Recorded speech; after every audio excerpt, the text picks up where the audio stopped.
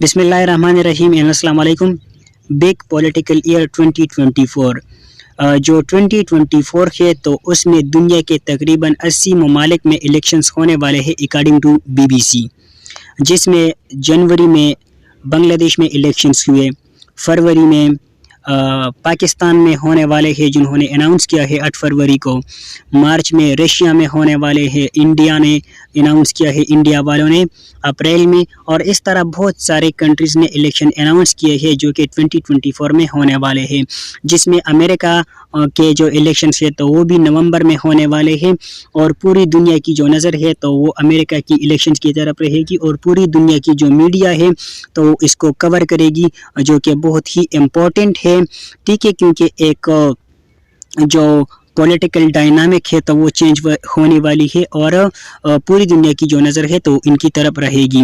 तो 2024 जिसको कहा जाता है कि तकरीबन 80 से ज़्यादा ममालिक में इलेक्शंस होने वाले हैं।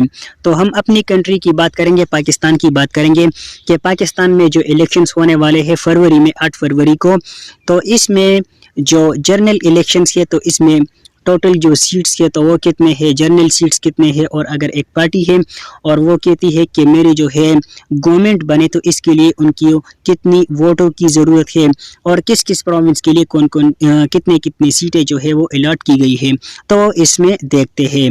तो जो टोटल सीटें हैं अभी जो जनरल इलेक्शंस होने वाले हैं तो इसमें जो टोटल सीटें हैं तो वो है 336, ठीक है। पहले ये थी 342, लेकिन ये जो डिजिटल सेंसस हुआ, जो मरदमशुमारी हुई, तो इसके बाद ये सीटें कम हो गई, और जो बाउंड्रीज रीएडजस्टमेंट हुई तो इसके बाद ये 336 ये सीटें रह गई, जिसमें जो जनरल सीटें हैं तो वो 266 इसमें जनरल सीटें हैं, और अगर एक पार्टी चाहती है कि इसकी सेंटर में गवर्नमेंट आए, उनकी गवर्नमेंट बने, तो इनके लिए कितनी सीटों की ज़रूरत पड़ेगी, उनको लेनी पड़ेगी, तो वो है 169 सीटें लेके वो मेजॉरिटी के साथ वो पास हो सकती है और गवर्नमेंट में आ सकती है।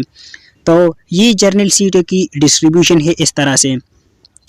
अब जो प्रोविंसेस है तो इनके लिए जनरल सीट्स और वुमेन्स और टोटल सीटें वो कितनी है, तो जो पंजाब है उनकी जो जनरल सीट्स है तो वो 141 है, और 32 वुमेन्स के लिए तो ये टोटल बनते हैं 173।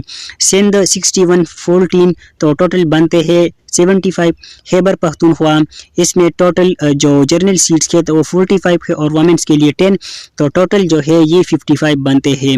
बलूचिस्तान 16 और वुमेन्स के लिए 4, तो ये 20 बन गए। तो इन तमाम को 173, 75, 55 एंड 20 को अगर हम मिलाएं तो इससे 323 बनते हैं, ठीक है। अब ऊपर हमने देखा कि टोटल जो सीट्स है तो वो 336 है, तो 323 के साथ जो फेडरल है हमारा जो विफाक है तो 3 इसके है, तो 3 उसके हो जाए तो कितने बनेंगे 326, और साथ में 10 जो है वो माइनॉरिटीज़ के है, तो टोटल कितने हो गए 336 टोटल सीट्स हो गए। तो इस तरह से ये जो सीट्स की डिस्ट्रीब्यूशन है तो इस तरह से है। अब ज़रा पाकिस्तान की बात करते हैं कि पाकिस्तान जो है एक कहते हैं हम कि पार्लियामेंट्री फॉर्म ऑफ गवर्नमेंट में यहाँ पर पार्लियामेंट्री फॉर्म ऑफ गवर्नमेंट है, जिसमें जो हेड ऑफ़ द स्टेट होता है तो वो प्रेसिडेंट होता है, और हेड ऑफ़ द गवर्नमेंट जो होता है तो वो प्राइम मिनिस्टर होता है। और अगर हम देखें अभी इस टाइम जो है पाकिस्तान में 2 हाउसेस है, एक है सेनेट है जिसको अपर हाउस कहते हैं, और जो लोअर हाउस है इसको नेशनल असेंबली कहते हैं। तो अगर 1956 की कॉन्स्टिट्यूशन में देखा जाए तो वहाँ पर जो है उस टाइम हम कहते थे कि यूनिकैमरल, ठीक है, और अब ये जो है तो ये बाई कैमरल है, मतलब कि 2 हाउसेस के। तो 1956 का जो कॉन्स्टिट्यूशन था या 62 का जो कॉन्स्टिट्यूशन था तो वो था यूनिकैमरल, लेकिन अभी जो 73 का कॉन्स्टिट्यूशन है तो ये बाई कैमरल है जिसमें 2 हाउसेस है। पहले जो थी तो वो सिर्फ नेशनल असेंबली थी, लेकिन अभी जो है वो सेनेट भी है जिसको अपर हाउस कहते हैं। तो ये क्यों वजूद में आया, तो इसकी रीज़न अगर हम देखें यहाँ पर पंजाब की सीट्स देख लें तो जो जनरल सीट्स है तो वो 141 है, ठीक है, और वुमेन के लिए 32, तो टोटल उनकी 173 बनते हैं। उसको अगर हम कंपेयर करें बाकी प्रोविंसेस के साथ, सिंध, खैबर पख्तूनख्वा और बलूचिस्तान के साथ, तो इन तमाम की जो सीटें हैं तो वो कम है। तो क्या इसका ये मतलब है कि पूरे पाकिस्तान की जो नुमाइंदगी है तो वो सिर्फ पंजाब करेगी? नहीं, ऐसा नहीं। पंजाब की जो है वो पॉपुलेशन ज़्यादा है, तो इनकी पॉपुलेशन के हिसाब से इनको ये सीट्स दिए गए हैं। ठीक है, अब 1956 में और 62 में अगर हम देखें तो उसमें था सिर्फ नेशनल असम्बली थी। जब नेशनल असम्बली थी तो तमाम जो सूबे थी तो वो यही जो है वो डिमांड कर रही थी कि हमें जो है सही तरीके से जो राइट है तो वो नहीं दे रहा। ठीक है, जिसमें जो है बंगाल जो कि हमसे 1971 में जुदा हो गए तो उन लोगों का भी यही मुतालबा था कि हमें जो सही जो रिप्रेजेंटेशन है तो वो नहीं दी जा रही, क्योंकि हमारी जो पॉपुलेशन है तो वो ज़्यादा है और हमें रिप्रेजेंटेशन नहीं मिल रही है। तो इसकी वजह से जो 1973 का कॉन्स्टिट्यूशन है तो इसमें 2 हाउसेस कर दी गए। तो अब जो नेशनल असम्बली के जो इलेक्शंस होते हैं तो इसमें जो आम लोग होते हैं, ठीक है, जो आवाम होते हैं तो वो डायरेक्ट जो MNAs होते हैं और MPs होते हैं तो इनको डायरेक्ट वोट देते हैं। ठीक है, लेकिन अब जो सेनेट है तो सेनेट की इलेक्शन इस तरह से नहीं होता। सेनेट की जो इलेक्शंस होती है तो इसमें जो MNAs होते हैं और MPs होते हैं तो इनके लिए वोट डालते हैं सेनेटर के लिए, जो सेनेट के इलेक्शंस के लिए खड़े होते हैं। तो मतलब कि इसमें डायरेक्ट वोट नहीं होता। अब मसला जो है ये जो नेशनल असम्बली है जो कि पहले पाकिस्तान में मौजूद थी तो इसमें जो मसला है तो वो क्या है, फॉर एग्जांपल ये जो लिखा गया है कि A B C D और E, फॉर एग्जांपल ये 5 कैंडिडेट्स है जो कि इलेक्शंस के लिए नेशनल असम्बली की इलेक्शंस के लिए खड़े हैं, जिसमें जो A है, A जो कैंडिडेट है तो इसने 30% वोट्स लिए, B ने 20%, C ने 20% और इस तरह D ने 15% और E ने भी 15%। तो अब इसमें यह है कि हमारे कंट्री में डेमोक्रेसी है तो जो बंदा जो है ज़्यादा वोट्स लेता है तो वो पास होता है और वो MNA MPA वगैरह बनता है।